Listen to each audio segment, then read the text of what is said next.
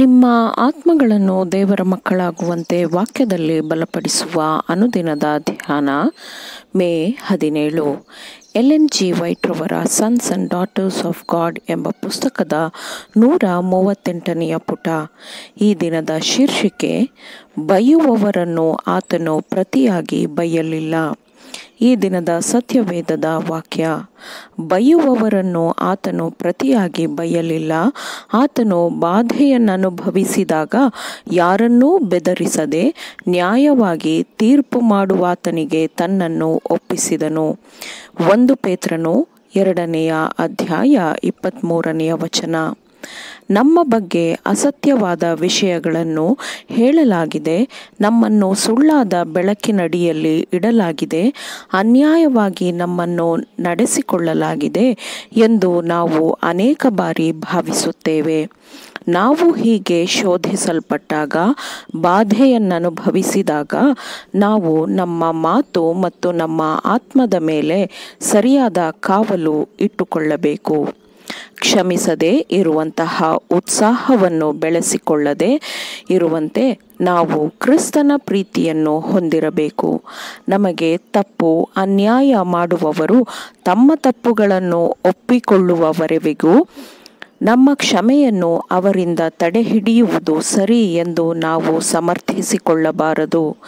ತಪ್ಪಿತಸ್ಥನೆಂದು ನಾವು ಭಾವಿಸುವವನು ಪಶ್ಚಾತ್ತಾಪ ಮತ್ತು ತಪ್ಪೊಪ್ಪಿಗೆಯ ಮೂಲಕ ಹೃದಯವನ್ನು ತಗ್ಗಿಸುವವರೆವಿಗೂ ನಮಗಾದ ಕಷ್ಟ ನಷ್ಟಗಳನ್ನು ನಮ್ಮ ಹೃದಯದಲ್ಲೇ ಶೇಖರಿಸಿ ಇಟ್ಟುಕೊಳ್ಳಬಾರದು.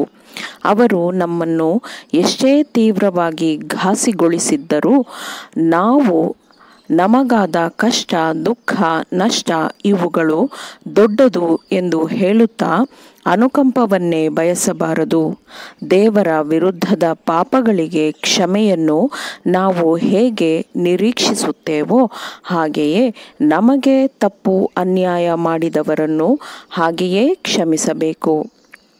ನಾವು ಬೈಗುಳಕ್ಕೊಳಗಾದಾಗ ಅದಕ್ಕೆ ಪ್ರತಿಯಾಗಿ ನಾವು ಬೈಯಬೇಕು ಎಂಬ ತೀವ್ರ ಪ್ರಚೋದನೆಗೆ ಒಳಗಾಗುವುದು ತುಂಬ ಪ್ರಬಲವಾಗಿರುತ್ತದೆ.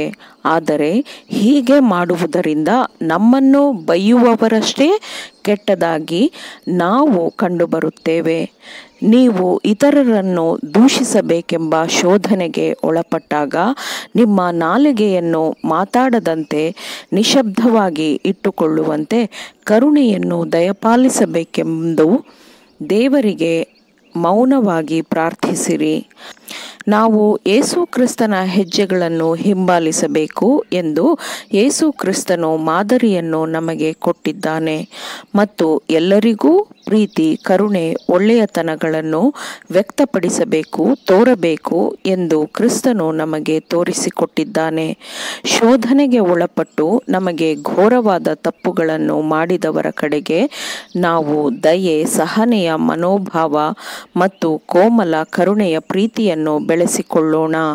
ಸಾಧ್ಯವಾದರೆ ಈ ಗಾಯಗಳನ್ನು ಗುಣಪಡಿಸೋಣ ಮತ್ತು ತಪ್ಪು ಮಾಡಿದವನು ತನ್ನ ಮತ್ತು ನಮ್ಮ ಮಧ್ಯೆ ನಿರ್ಮಿಸಿರುವ ಪ್ರತಿಯೊಂದು ತಡೆಗೋಡೆಗಳನ್ನು ತೆಗೆದುಹಾಕುವ ಮೂಲಕ ಶೋಧನೆಯ ಬಾಗಿಲನ್ನು ಮುಚ್ಚಿಬಿಡೋಣ.